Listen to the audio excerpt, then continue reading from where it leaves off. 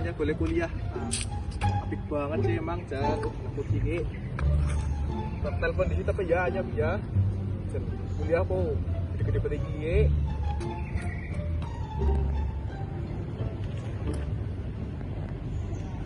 Halo, Assalamualaikum. Iya, halo, waalaikumsalam, Uncle. Ya, lagi nyong wis teng kampusmu ki nang UGM. Di Rika. Oh, I'm sorry, Uncle. Aku lagi nggak di kampus. I'm doing a group project with my friends outside. Loh, tadi seorang nang kene. Terus nyong ngapa ge kepenake? Oke, gini aja, Uncle. Kan Uncle udah jauh-jauh nih ke Jogja. Mumpung masih di sini, Uncle take a trip aja gitu ke tempat-tempat kota wisata. Gimana? Walah, ya wis, tak mlaku-mlaku be ya. Ya wis, cepetan lo ngene. Oke.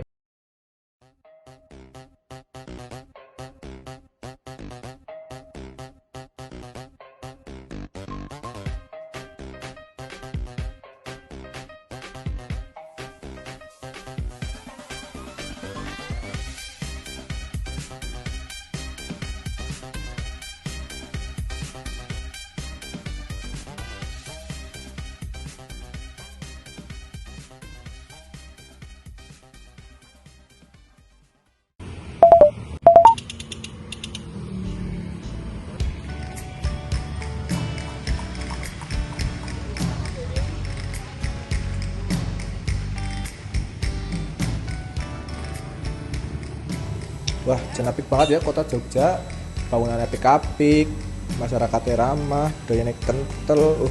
Wadone ayu-ayu maning. Kayak mbak sing lagi nyabrang kae. Dulu. Deng mana angel temen ya nyabrang dalan cilik kayak kae tok, Dek. Angel temen kayane. Walah, tekane anu udah crosshair genah banget gue nih apa gambar-gambare sange lah kijen. Allah. Nah, snack kayak gini ya, stak foto bae apa ya? Gua tak kirim namin anya foto ini lah ya.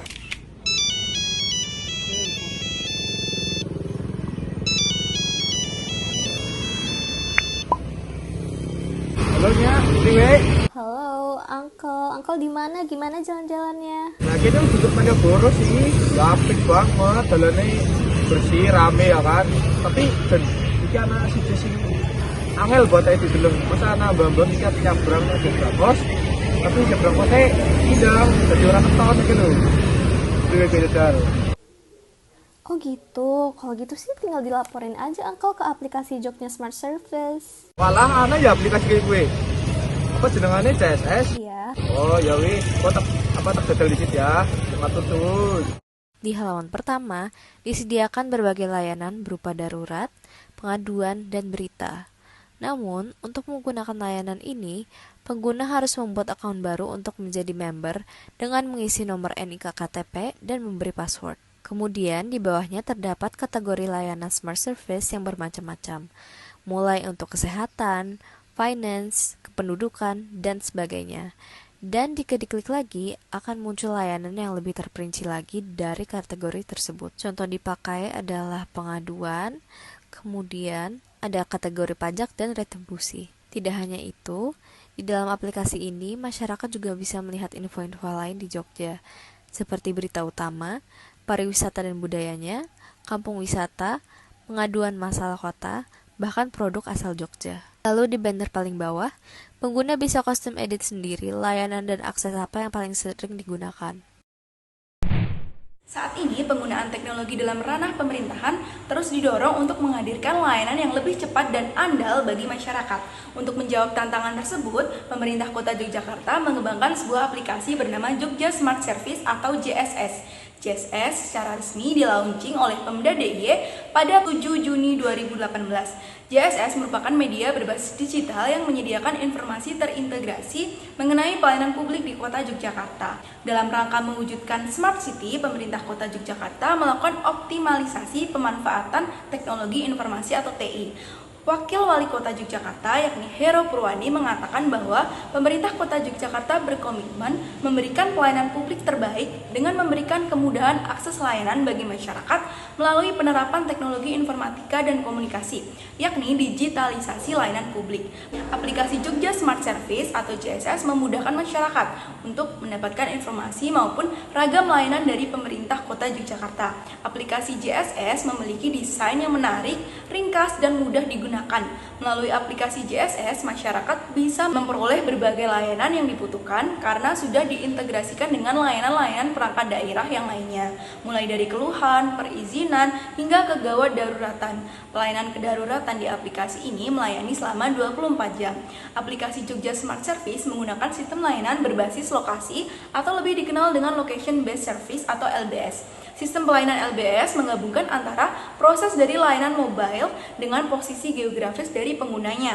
Tipe layanan ini dilakukan dengan menggunakan posisi pada GPS. Menariknya, aplikasi ini berbasis single window, single ID, dan single sign-in, yang mana masyarakat tidak perlu sering memasukkan identitas tiap kali mengakses aplikasi tersebut.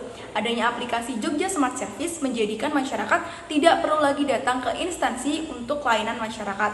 Berdasarkan segi keamanan, data-data pengguna aplikasi ini juga terjaga, dan data yang digunakan merupakan data yang bersifat umum. Di aplikasi JSS terdapat layanan dan informasi dari berbagai sektor, meliputi kesehatan, pariwisata, bisnis, pendidikan, transportasi, dan lain-lain yang terwujud pada beberapa fitur menu layanan. Yang pertama ada fitur kedaruratan. Fitur ini menampilkan informasi terkait layanan kegawat daruratan medis, layanan pemadam kebakaran, layanan pengaduan kekerasan, dan layanan penyelamatan jiwa. Lalu ada fitur informasi dan pengaduan.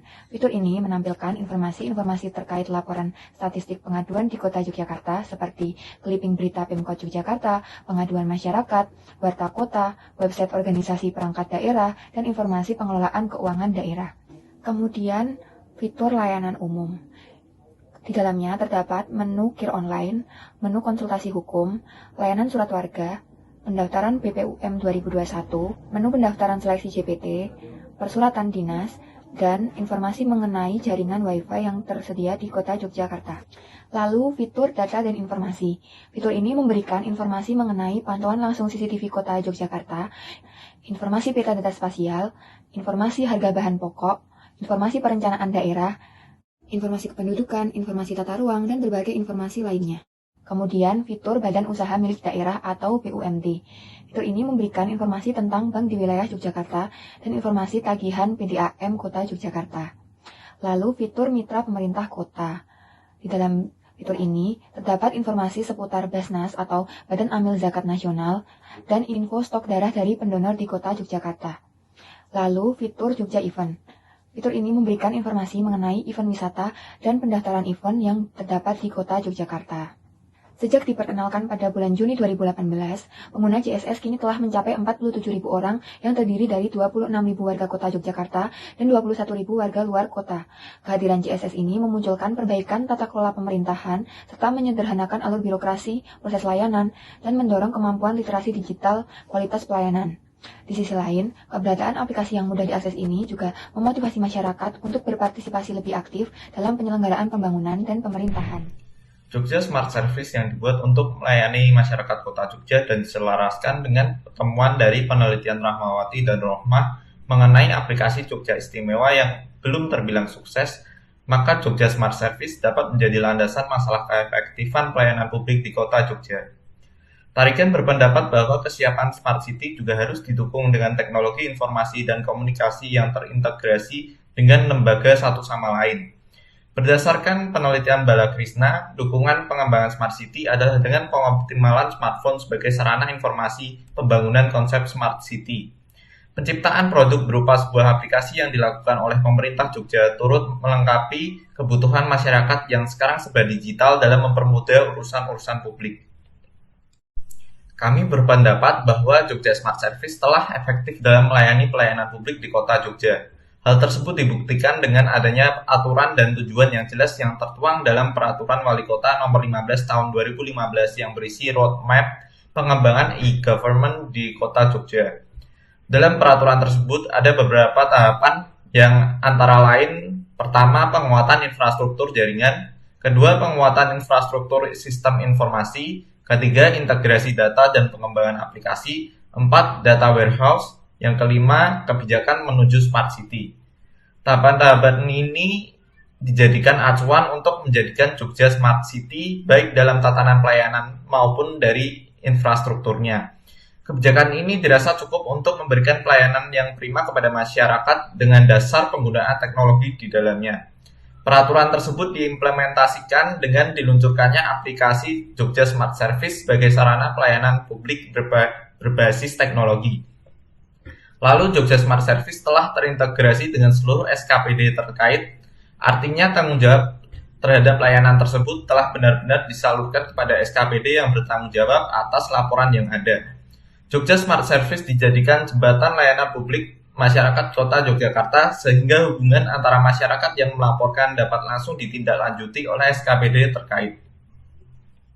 Menurut Boer, inovasi bukan hanya menyangkut penciptaan suatu produk, melainkan dapat juga dilakukan pada berbagai aspek yakni proses, metode, struktur organisasi, hubungan strategi, pola pikir, dan pelayanan.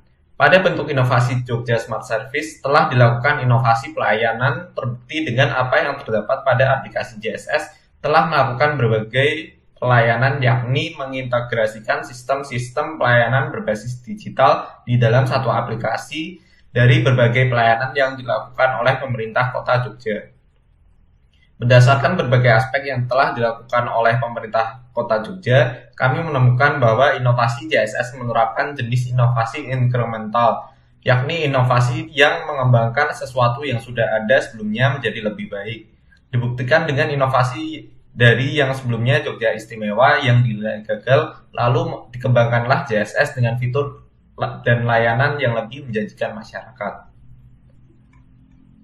Jika melihat penggolongan inovasi JSS yang dilakukan oleh pemerintah Kota Jogja termasuk ke dalam golongan 4, yakni pemerintah Kota Jogja sebagai organisasi lama dan melakukan inovasi yang sudah ada sebelumnya, yakni aplikasi Jogja Istimewa dengan disempurnakan kembali menjadi JSS.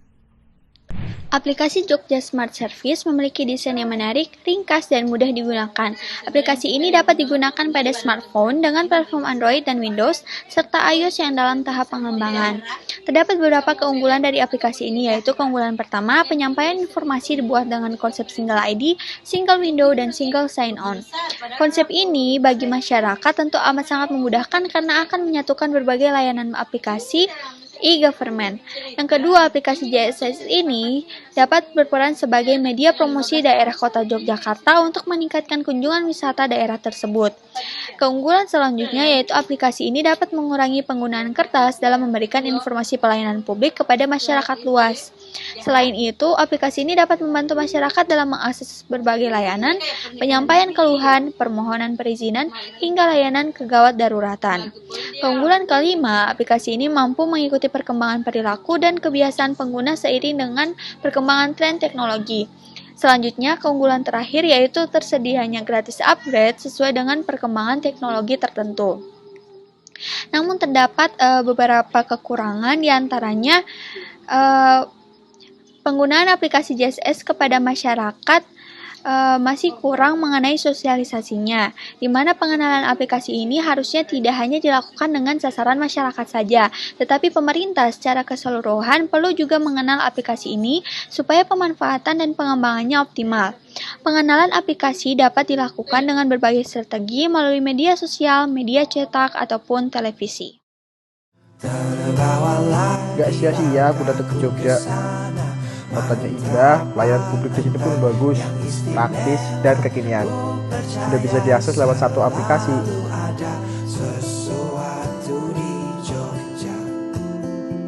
Semoga Jogja bisa selalu menjadi kota yang penuh kenangan dan ramah bagi setiap masyarakatnya.